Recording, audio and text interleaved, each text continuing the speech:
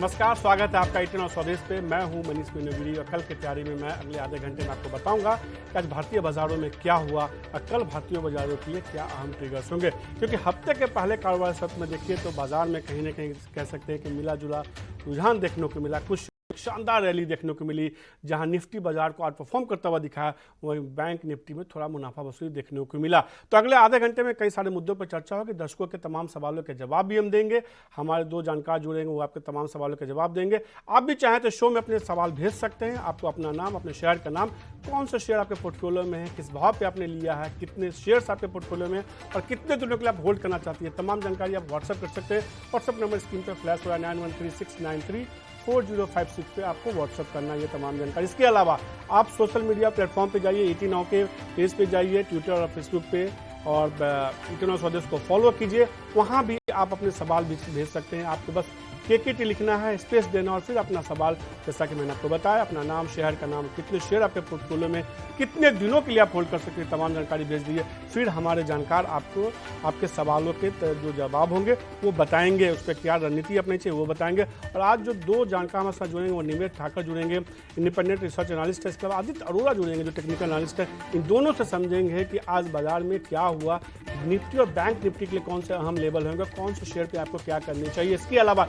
ये दोनों जानकार शो के आखिर में आपको दो VIP स्टॉक्स बताएंगे, यानी निवेश के लिहाज से ऐसे दो शेयर जिसमें कि आप अगर निवेश करते हैं तो एक लंबी अवधि में एक अच्छा रिटर्न देखने को मिल सकता है। आप चाहें तो कमेंट बॉक्स में कल की तैयारी में जाएं, वहां भी आप इस वीडियो के साथ जो है कमेंट बॉक्स में अपने सवाल भेज सकते हैं। बस आपको वहां सारी जानकारी डिटेल में देनी होगी, जिससे कि हमारे जो जानकार हैं आपकी मुश्किलों को आसान कर सके। लेकिन आज हमने देखा कि भारतीय बाजारों में देखिए एक गजब चाल देखने को मिली। निफ्टी में जहां एक अच्छी मजबूती देखने को मिली, वहीं बैंक निफ्टी में कहीं ना कहीं मुनाफा वसूली देखने को मिला। निफ्टी जो है आज जो है दिन के ऊपरी स्तर के आसपास ही बंद हुआ।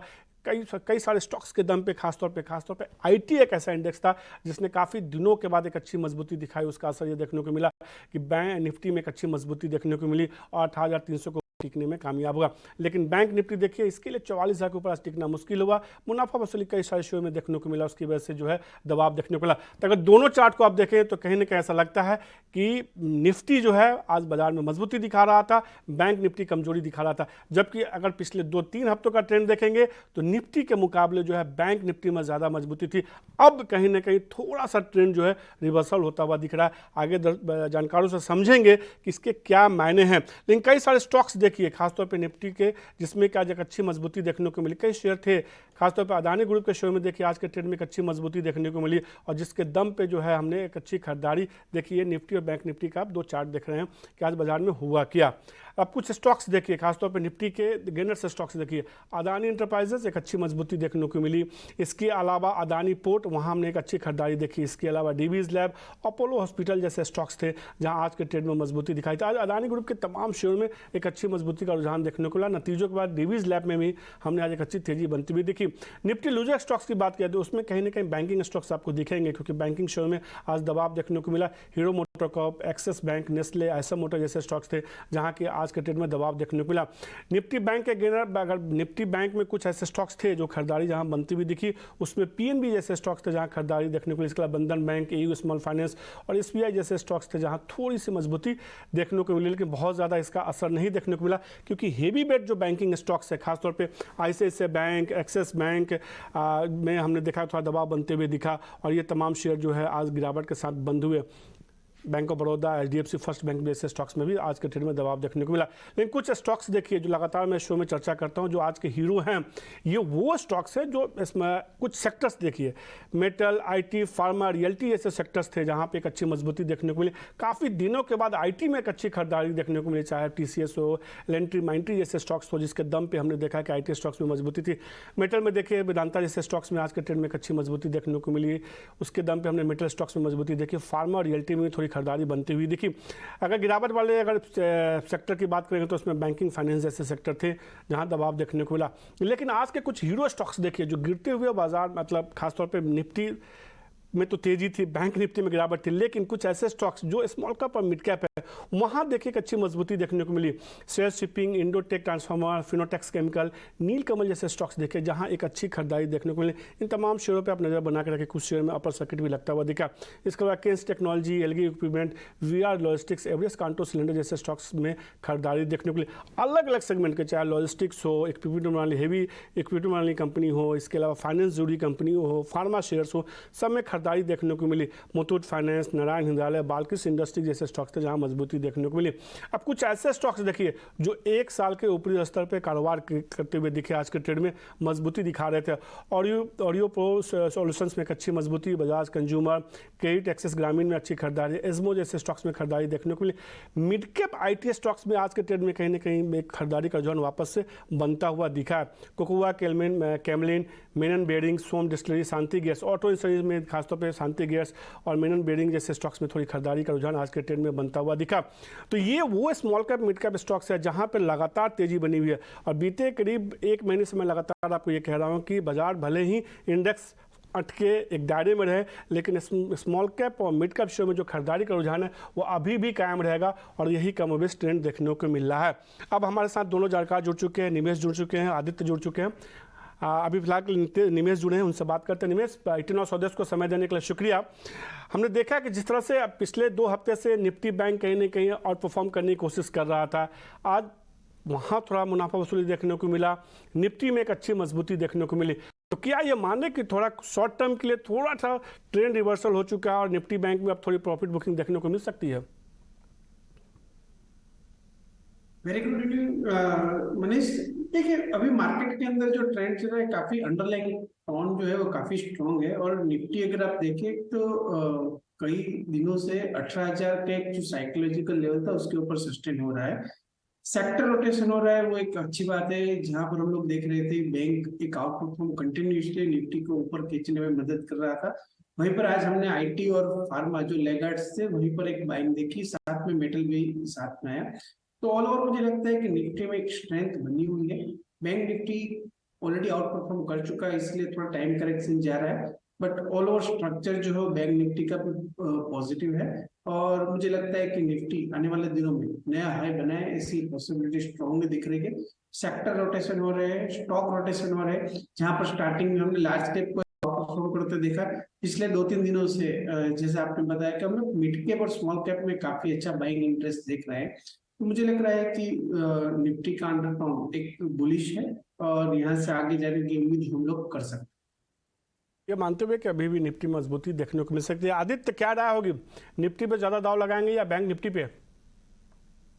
देखिए, I think Nifty out perform कर रहा है, क्योंकि आज आप देख सकते हैं कि Nifty IT index he star performer था। उसमें हैवी वेट्स जैसे कि आपका इन्फोसिस और टीसीएस ने अच्छा प्रदर्शन दिखाया। टीसीएस ऑलमोस्ट 2% प्लस था और इन्फोसिस भी स्ट्रॉन्ग चल रहा है। तो जब तक आईटी इंडेक्स का आउट परफॉर्मेंस चल रहा है, not only in India but even USA में नैस्डैक अच्छा कर रहा है, वेराज डाउ जोन्स अंडर परफॉर्म कर रहा है। तो मुझे लगता है कि ये आईटी स्पेस ही एक जगह है जहाँ पे बेट करना चाहिए। तो मैं निफ्टी पे दाव लगाना चाहूंगा, क्योंकि अभी बैंकिंग थोड़ा सा अंडर परफॉर्म कर रहा है और एसबीआई के भी जो रिजल्ट्स आए वो अच्छे आए, बट मार्केट ने उसको प्राइस इन कर लिया था, इसलिए अच्छा परफॉर्मेंस नहीं दिखा रहा है। तो निफ्टी के साथ जाना चाहिए।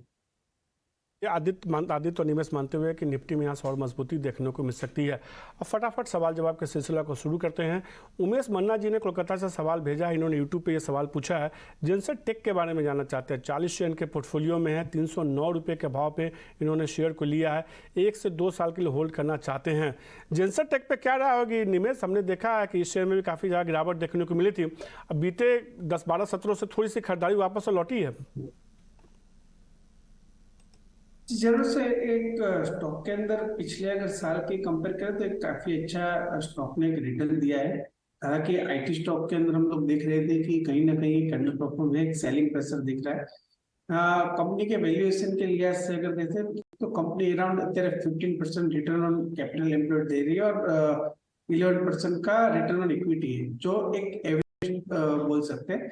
मुझे लग रहा है कि अगर प्रॉफिट उसको मिल रहा है तो कहीं ना कहीं पर प्रॉफिट बुक करके काफी सारी आईटी कंपनीज जो है वो भी एक रीजनेबल वैल्यूएशन के से भी लोअर लेवल पे मिल रही है। लाइक टेक महिंद्रा और परसिस्टेंट सिस्टम आप देख लीजिए, LTIM देख लीजिए। मुझे लग रहा है कि कहीं ना कहीं अगर प्रॉफिट मिल रहा है तो एक बार प्रॉफिट बुक करके ऐसे ही मिड कैप स्पेस की जहां पर अच्छा करेक्शन हम लोग देख चुके हैं वहीं पर स्विच करना बेटर रहेगा। तो व्यू ऑल ओवर मेरा बुलिश है, परंतु पोर्टफोलियो पॉइंट ऑफ व्यू से मैं एक बार उसको प्रॉफिट बुक करने की सलाह देगा। एक बार के लिए आप प्रॉफिट बुक कर लीजिए, आपको इस लेवल से थोड़ा सा मुनाफा हो रहा है। आशीष जी ने चंडीगढ़ से सवाल पूछा है, हिंडाल्को के बारे में जानना चाहते हैं कि क्या इस शेयर को खरीद सकते हैं। और यही सवाल नमन गौतम जी ने भी चंडीगढ़ से पूछा है, वो भी जानना चाहते हैं कि क्या मौजूदा लेवल पर हिंडाल्को का शेयर खरीद सकते हैं। हिंडाल्को पे क्या रहा होगी आदित्य? हमने देखा है कि शेयर में जो है वापस से 450 के रेंज से गिरावट देखने को मिल रही है और बीते 10-17 के लगातार शेयर जो है कहीं ना कहीं अंडर परफॉर्म कर रहा है। देखिए एक्चुअली निफ्टी मेटल इंडेक्स और हिंडाल्को का जो परफॉर्मेंस है वो यूएस डॉलर से बहुत क्लोजली एसोसिएटेड है। तो जब तक डॉलर में मजबूती बनी हुई है, जो हमने रिसेंटली देखा, यूएस डॉलर इंडेक्स 100 से लेके 102.50 तक गया, इसलिए मेटल स्टॉक्स में काफी गिरावट देखने को मिली।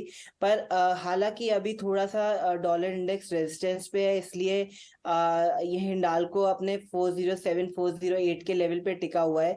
तो जो क्वेश्चन पूछने वाले हैं उन्होंने बताया नहीं कि कितने समय के लिए होल्ड करना चाहते हैं, तो मैं इसमें टेक्निकल व्यू देना चाहूंगा लेवल बेस्ड कि 450 के ऊपर अगर हिंडाल्को निकलता है तो इसमें अच्छी तेजी लौट सकती है वापस 480 और 500 के लेवल के तरफ। तो ये रहा आते हुए हिंडाल्को पे। जो अगला सवाल है गुडियर पे पूछा गया है, जानकार जानना चाहते हैं कि गुडियर में क्या करे। इनके पोर्टफोलियो में जो है ये शेयर है गुडियर को लेके, और ये जानना चाहते हैं प्रदीप कुलकर्णी जी महाराष्ट्र से, उन्होंने सवाल भेजा यूट्यूब पे। इनके पोर्टफोलियो में 25 शेयर है, 1156 रुपये के भाव पे 3 महीने तक होल्ड कर सकते हैं। गुडियर पे क्या रहा होगी निवेश? हमने देखा है कि बीते अगर 5-6 सत्रों में देखिए तो थोड़ी अच्छी मजबूती बनती हुई दिखी, क्या मजबूती और बढ़ेगी? देखिए, जिस तरह से क्रूड ऑयल के प्राइस कम हो रहे हैं और नॉर्मली क्रूड डेरिवेटिव के प्राइस, जैसे क्रूड ऑयल के प्राइस कम होना स्टार्ट होते हैं उसके 2 या 3 क्वार्टर में इसके प्राइस, क्रूड डेरिवेटिव के प्राइस फॉल होता है। तभी इसलिए हम लोग टायर स्टॉक के अंदर एक अच्छी मोमेंटम देख रहे हैं। गुडियर के अंदर भी मेरा व्यू है कि यहाँ से एक अच्छा मोमेंटम बन सकता है। Worst is over for company, और यहाँ से हम लोग एक रिकवरी देख सकते हैं। मुझे लग रहा है कि आने वाले दिनों में स्टॉक के अंदर करीब 1350 से 1400 तक का लेवल मिनिमम दिख सकता है, ऐसा मुझे लग रहा है। तो मेरा भी बुलिश है, मैं इसको होल्ड करने की सलाह देता हूँ। 1450 आने के बाद एक बार रिव्यू करके आगे की जो स्ट्रेटेजी है वो डिसाइड कर सकते हैं, बट अभी हाल मेरा भी बुलिश है और मैं उसको होल्ड करने की सलाह देता हूँ। तो प्रतीक जी शेयर को होल्ड करके चलिए, 1350-1400 तक का भाव देखने को मिल सकता है, ऐसा जानकार मान रहे हैं। शिवमोहन जी ने भी यूट्यूब पे सवाल पूछा है, कमेंट बॉक्स में जाके सेंट्रल बैंक के बारे में जानना चाहते हैं। 28.50 के भाव पे इनके पास शेयर है, शेयर कितना है इन्होंने बताया नहीं है। क्या रहा होगा आदित्य? हमने देखा था कि PSU बैंकों में पहले एक अच्छी तेजी देखने को मिली थी, लेकिन बीते 1-1.5 महीने से लगातार जो सरकारी बैंक हैं वहाँ अंडर परफॉर्मेंस थोड़ा देखने को मिल रहा है। आपकी क्या राय होगी, क्या ये शेयर ये होल्ड करे या लॉस बुक कर ले? देखिए, आपने बिल्कुल सही बताया कि PSU बैंकिंग में एक अच्छा रनअप देखने को मिला था, बट थोड़े समय में थोड़ी गिरावट आ रही है। और जो PSU बैंकिंग स्पेस में मार्केट लीडर है वो SBI है। SBI के अच्छे रिजल्ट आने के बाद भी बाजार को ज्यादा खुशी नहीं हो रही है, ज्यादा तेजी के संकेत नहीं दिख रहे। तो ऐसा लगता है कि ये अभी थोड़ा सा एग्जॉशन जोन में चला गया है पूरा का पूरा सेक्टर, और सेक्टर रोटेशन में ये थोड़ा सा लैग कर रहा है। तो अगर ट्रेडिंग बेट है तो मैं कहूंगा कि अभी इसमें से थोड़ा अवॉइड करना चाहिए, थोड़ा निकलना चाहिए। और वापस अगर सेंट्रल बैंक में ही कामकाज करना है तो 31.30 के ऊपर निकलता है तो तेजी की बेट लेनी चाहिए। तो ये रहा आते हुए सेंट्रल बैंक पे। जो अगला शेयर है आशुतोष जी ने गांधी धाम से पूछा है, और इनके शेयर को देखिए, टाटा एलेक्सी के पोर्टफोलियो में 100 रुपये के 100 शेयर इनके पोर्टफोलियो में 750 रुपये के भाव पे लंबी अवधि के निवेशक है, क्योंकि जिस भाव से खरीदा है वहाँ से हमने देखा है कि टाटा एलेक्सी में एक बड़ी तेज़ी देखने को मिली है। केवल 100 शेयरों में 6 लाख से ज़्यादा का इनका मुनाफा हो रहा है। और लोग कहते हैं कि बाज़ार में पैसा नहीं बनता है, अच्छे शेयर को आप खरीदते हैं, होल्ड करते हैं लंबी अवधि के लिए, तो एक अच्छा मुनाफा देखने को मिलता है। और ये आशुतोष जी के पोर्टफोलियो से साफ जाहिर हो रहा है। टाटा एलेक्सी पे क्या रहा होगी निवेश? टाटा ग्रुप की कंपनी IT स्टॉक्स में वैसे तो हमने देखी है और बाकी शेयर की तरह यहाँ भी हमने गिरावट देखी। एक समय ये शेयर 11,000 के आसपास ट्रेड कर रहा था, वहाँ से धीरे धीरे 5,000 के आसपास 5800 के आसपास आया, फिर थोड़ी पुलबैक रैली देखने को मिली है। सबसे पहले तो इनको आप एक स्टॉप लॉस बता दीजिए जिससे कि इनका जो मुनाफा है वो बच जाए और मुनाफा थोड़ा घर आए इनके। और आगे के लिए क्या टारगेट लगता है इसमें? देखिए, तो टाटा एलेक्सी का अगर आप बिजनेस मॉडल देखें तो 35% रेवेन्यू जो यूरोप से आ रही है और अराउंड 36% रेवेन्यू है वो यूएस से आ रही है। तो मेजर रेवेन्यू जो है वो ग्लोबल मार्केट से आ रही है, और जहां हम लोग देख रहे हैं कि ग्लोबल मार्केट में एक हड़कंप मचा हुआ है। डेफिनेटली स्टॉक के प्राइस के अंदर एक वैल्यूएशन जो है वो रीजनेबल की ओर ही आएंगे, एक्सपेंसिव वैल्यूएशन नहीं रहेंगे। मुझे लग रहा है कि टाटा एलेक्सी के अंदर ऑलरेडी एक पिछले 3 सालों में काफी आउट परफॉर्म कर चुका है स्टॉक, और स्टॉक के अंदर भी रिसेंटली भी हम लोगों ने करेक्शन देखा, 5,500 के आसपास स्टॉक आया था, फिर से यहाँ से रिकवर होके 7,100 के आसपास आया। अगर शॉर्ट टर्म का व्यू है तो मेरी सलाह रहेगी कि 5,600 एक जो रिसेंटली लो बना था, एक स्टॉप लॉस के लिहाज से रखना चाहिए। अगर यहाँ से अगर मोमेंटम आता है और स्टॉक फिर से 7,500 7,600 के ऊपर निकलता है तो मुझे लग रहा है कि 8,500 एक स्ट्रॉन्ग रेजिस्टेंस एरिया रहेगा। तो view all over Tata Elxsi के ऊपर बुलिश है। उसको टाइम करेक्ट, जैसे पिछले 3 साल में रैली आई थी, अब यहाँ से आप अगर एक्सपेक्ट कर रहे हैं कि 7,000 वाला स्टॉक 14,000 हो जाए तो वो अगले 2 साल में नहीं होने वाला है, वो एक श्योर है। तो एक टाइम करेक्शन जाएगा स्टॉक के अंदर, क्योंकि ग्लोबल मार्केट जो है वो भी संभल नहीं रहा है। तो व्यू मेरा ऑल ओवर बुलिश है। आप टेम्पररी जो है वो कोई और स्टॉक के अंदर स्विच कर सकते हैं, ऐसा भी एक स्ट्रेटेजी अपना सकते हैं। But view all over bullish है। 5,500 का आप स्टॉप लॉस रख के होल्ड कीजिए, और ऊपर में अंदर 7,600 से 8,000 के आसपास आता है तो वहां पर एक बार प्रॉफिट बुक जरूर से कीजिएगा। यही राय आते हुए वैसे भी कई बार मुनाफे को देखने का कोई मतलब नहीं होता जब तक कि मुनाफा घर में ना आए। तो 5,550 रुपये का आप स्टॉप लॉस लगा लिए, 7,500 8,000 के करीब जाता है तो आप थोड़ा प्रॉफिट बुक कर लिए, या वापस से आप चाहें तो कल की तैयारी में सवाल पूछ सकते हैं। हम जानकार समझने की कोशिश करेंगे क्या वो समय आ गया प्रॉफिट बुक करने के लिए। आशुतोष जी, आपको बहुत बधाई। और यही होता है शेयर बाजार में, जब किसी शेयर को आप खरीदते हैं, पेशेंस रखते हैं, धैर्य के साथ उसको होल्ड करते हैं अच्छी कंपनियों में, तो लंबी अवधि में अच्छा मुनाफा देखने को मिलता है। अली जी ने सवाल पूछा है जामनगर से, आरसीएफ के बारे में जानना चाहते हैं। 500 शेयर के पोर्टफोलियो में है, 112 रुपये के भाव पे है। आरसीएफ एक ऐसा शेयर है जिसमें हमने लगातार गिरावट का ट्रेंड देखा है। अब जो है कम से कम कह सकते हैं कि अप्रैल के बाद थोड़ा सा मोमेंटम तो पकड़ा है। आपको लगता है कि तेज़ी जो थोड़ी सी पकड़ी आनी शुरू हुई है वो और बढ़ता हुआ दिखेगा और इनका जो है 112 रुपये का खरीद भाव इसके ऊपर जाएगा? आदित्य, देखिए, फर्टिलाइजर सेक्टर में मानता हूँ कि ये मार्केट लीडर है लास्ट 1 साल में, क्योंकि इसमें जो आपका मार्केट लीडर है एफएसीटी, उसने बेहतरीन तेजी दिखाई है। जो ऑलमोस्ट आपका 100 रुपये पे ट्रेड करता था वो 370 हो गया। सिमिलरली आरसीएफ में भी आपको अच्छी तेजी देखने को मिली है, पर अभी एक ऐसे स्टेज में आ गया है कि स्टॉक कंसोलिडेट कर रहा है। और टेक्निकली इसमें अगर हम बात करें तो इसका जो मेजर रेजिस्टेंस है वो 112 ही है, जहाँ पे हमारे ऑडियंस ने हमारे क्वेश्चन पूछने वाले ने खरीदा है। तो 115 120 का लेवल एक बार क्रॉस होता है तो आरसीएफ में वापस तेजी के संकेत बन जाएंगे उसमें। जैसे ही 115 116 के रेंज को पार करेगा तब वापस से तेजी देखने को मिला। 112 का ऐसा लेवल है जहां पर शेयर के लिए थोड़ा सा जो है पार करना मुश्किल हो रहा है। रश्मि जी ने सवाल पूछा है दिल्ली से, एल्कॉन इंजीनियरिंग के बारे में जानना चाहते हैं। इनके शेयर का भी रिटर्न देखिए, बेहद शानदार रिटर्न देखने को मिला। लंबी अवधि तक इन्होंने शेयर को होल्ड किया है। 125 रुपये का भाव पर इन्होंने केवल 200 शेयर लिए थे, अब वो शेयर जो है कई गुना ज़्यादा बढ़ चुका है। यहाँ से क्या राय देंगे निवेश से एल्कॉन इंजीनियरिंग पे अगले 1 साल के नज़रिए से जानना चाहती हैं? देखिए, कैपिटल गुड्स सेक्टर का व्यू बुलिश है हमारा, और एलिकॉन इंजीनियरिंग ने काफी अच्छा परफॉर्मेंस दिया है रिसेंट टाइम के अंदर। पावर ट्रांसमिशन से कंपनी का 89% का रेवेन्यू शेयर है, और अभी भी जिस तरह से इंडिया में पावर की डिमांड बढ़ रही है, मुझे लग रहा है कि कंपनी आने वाले दिनों में काफी अच्छा करेगी। तो व्यू बुलिश है, अभी आप होल्ड कर सकते हैं। क्वेश्चन ओनली है कि आपने लोअर लेवल से लिया है, लंबे टाइम से होल्ड कर रहे हैं, तो एक ट्रेलिंग स्टॉप लॉस को जरूर फॉलो कीजिए, और व्यू बुलिश है, अभी आप होल्ड कर सकते हैं। शेयर पर रहा है कि आप शेयर को होल्ड करके चल सकते हो और अच्छी मजबूती देखने को मिलेगी। तो कई सारे स्टॉक्स की हमने बात की है, मार्केट की बात की, लेकिन मार्केट के लिए कल भी कई सारे अहम ट्रिगर्स हैं जिस पर नज़र होनी चाहिए। और कौन से ट्रिगर्स है बताने के लिए हमारे साथ वामक्षी जुड़ चुकी है। वामक्षी, कल के लिए कौन से अहम ट्रिगर्स है जिसके दम पे शेयरों में और बाजार में असर देखने को मिलेगा? जी बिल्कुल, शुरुआत करते हैं हम कुछ इंपॉर्टेंट ग्लोबल क्यूज़ के साथ। तो हम एक्सपेक्ट कर रहे हैं कि कल यूएस, यूके और यूरोजोन का जो पीएमआई डेटा है वो कल रिलीज़ होगा। इसके अलावा अगर हम भारतीय फ्रंट पर देखें तो काफ़ी सारे अर्निंग्स एक्सपेक्टेड है कल।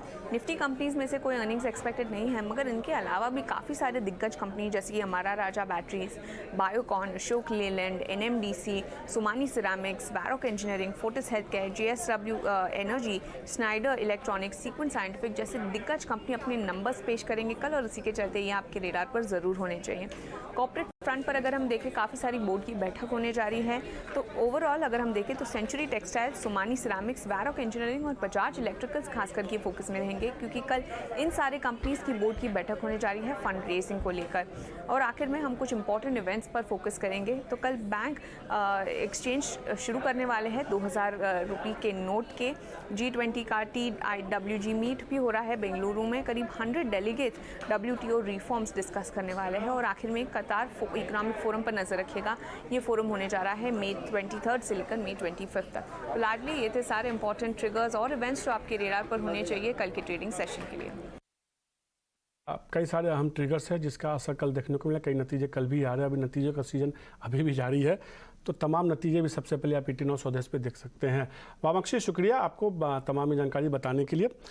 तो कई सारे हमने स्टॉक्स की चर्चा की, कल के ट्रिगर्स की बात की। अब बात करते हैं वैसे स्टॉक्स की जिसको आप खरीदते हैं और थोड़ा होल्ड करते हैं तो अच्छा रिटर्न देखने को मिल सकता है। और ये स्टॉक्स मैं नहीं बताता हूँ, मेरे जानकार बताते हैं। बात करते हैं VIP स्टॉक्स की।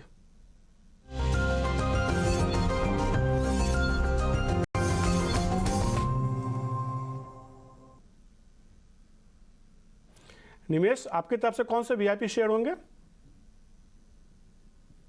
देखिए, मेरी तरफ से जो VIP स्टॉक है वो computer age management service limited यानी कैम्प्स लिमिटेड है, जो इंडिया का लार्जेस्ट RTA है। म्यूचुअल फंड्स के अंदर हम लोग देख रहे हैं कि मार्केट और इन्वेस्टमेंट का पैटर्न जो कोरिलेशन है वो पॉजिटिव रहता है। जब भी मार्केट बढ़ता है तब इन्वेस्टर ज्यादा, रिटेल इन्वेस्टर खास करके ज्यादा इन्वेस्टमेंट करते हैं। अभी भी मार्केट हम लोग नए हाई की तरफ देख रहे हैं और म्यूचुअल फंड्स के अंदर काफी SIP के फ्लोज आ रहे हैं और काफी एडिशनल इनफ्लो जो है वो म्यूचुअल फंड्स के अंदर आ रहा है। मुझे लग रहा है कि कैम्प्स अभी काफी ऊपर के लेवल से करेक्ट हो चुका है, रीजनेबल वैल्यूएशन पे ट्रेड कर रहा है। यहाँ से 3 से 6 महीने का व्यू लेके कैम्प्स के अंदर खरीदी करनी चाहिए। नीचे की तरफ स्टॉप लॉस है वो 2000 रुपए का रखना चाहिए और मुझे लग रहा है कि 2450 से 2500 का टारगेट प्राइस अगले 3 से 6 महीनों में कैम्प्स में देखने को मिल सकता है। तो कैम्प्स के अंदर मैं खरीद करने की सलाह देता हूँ। तो कैम्प्स एक शेयर है निवेश ठाकर के निवेश की तरफ से जिसमें कि खरीदारी करके चल सकते हैं। Computer age management service company है, हाल की लिस्टिंग है ये। तो शेयर में खरीदारी की 2450 रुपये का लक्ष्य देखने को मिल सकता है, लेकिन आपको जो है इसमें होल्डिंग जो पीरियड है वो 3 से लेकर 6 महीने तक का रखना होगा। आज भी हमने देखा था शेयर में करीब 3% की मजबूती देखने को मिली थी। आदित्य, आपकी तरफ से कौन से VIP शेयर होंगे? देखिए, मैंने अभी 2 शेयर ढूंढे हैं, एक है फाइनेंशियल स्पेस से और दूसरा है IT स्पेस से।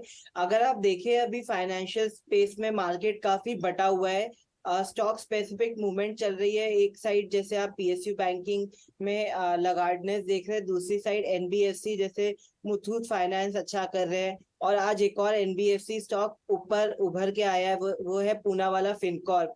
बहुत टाइम से इसमें एक अच्छा परफॉर्मेंस हमको देखने को मिला है, लॉन्ग टर्म अप ट्रेंड में स्टॉक रहा है और फंडामेंटल्स भी स्टॉक के काफी अच्छे हैं, मैनेजमेंट कमेंट्री अच्छी देखने को मिलती है और चार्ट पे भी आज स्टॉक ने अच्छा ब्रेकआउट दिखाया है।